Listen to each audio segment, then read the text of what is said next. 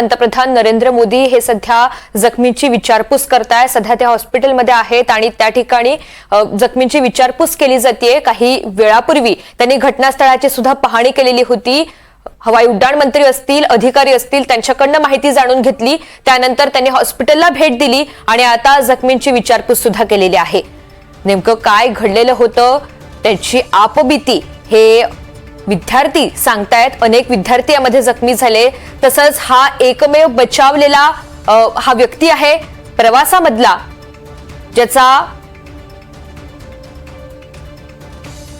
आश्चर्यकारकरित्या तो बचावलेला आहे आणि त्याची सुद्धा विचारपूस पंतप्रधान नरेंद्र मोदी यांनी केलेली आहे।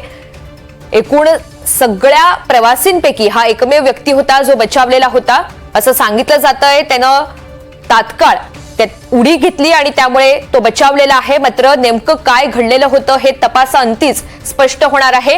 काही वेळापूर्वीची ही दृश्य घटनास्थळी मोदींकडून केलेली पाहणी आणि त्यानंतर आता जखमींची विचारपूस करण्यासाठी मोदी हे हॉस्पिटलमध्ये आहेत। आणि नेमकं काय घडलं, ज्या मेसमध्ये हे सर्व विद्यार्थी तिथे उपस्थित होते, जेवण करत होते, जेवणाच्या ताटावर ते तिथे असतानाच जेव्हा ही दुर्घटना घडली आणि अपघात झाला त्यावेळी हे जखमी झालेले विद्यार्थी आहेत, त्यांच्यावर सध्या उपचार सुरू आहेत। डॉक्टरांकडून सुद्धा माहिती जाणून घेतली जाते। स्थानिक डॉक्टर आहेत, त्यांच्याकडनं सुद्धा या त्यांच्या प्रकृतीची माहिती पंतप्रधान नरेंद्र मोदी हे जाणून घेत आहेत।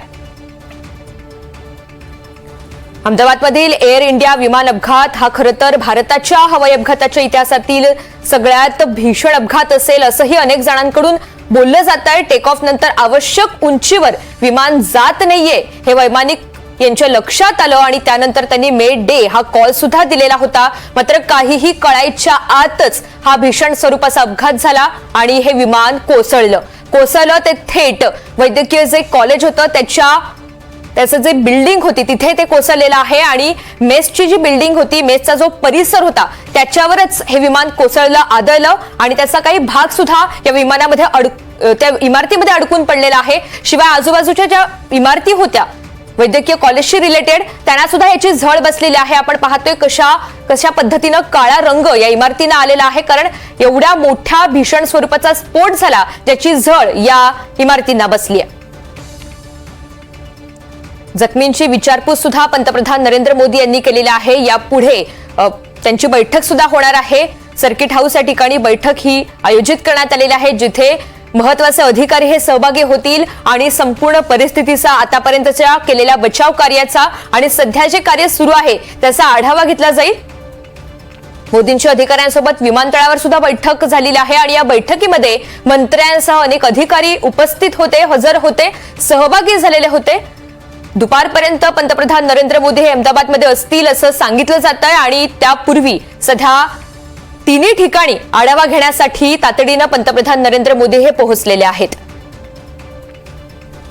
अवघ्या 50 सेकंदामध्ये हा संपूर्ण अपघात झाला आणि होत्याचं नव्हतं झालं। विमानाचा अपघात नेमका कसा घडलेला आहे, काय त्या ठिकाणी तेव्हा झालेलं होतं हे मात्र ब्लॅक बॉक्स मधनं स्पष्ट होणार आहे।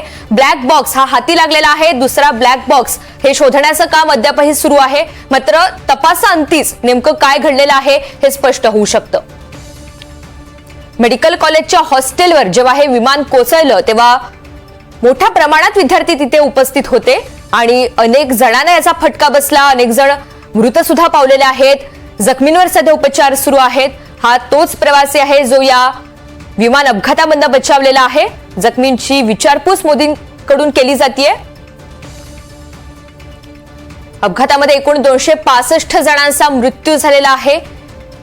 गुजरातचे माजी मुख्यमंत्री विजय रुपाणी यांचा सुद्धा यामध्ये मृत्यू झाला। महाराष्ट्रामध्ये 7 जणांचा या अपघातामध्ये मृत्यू झालेला आहे।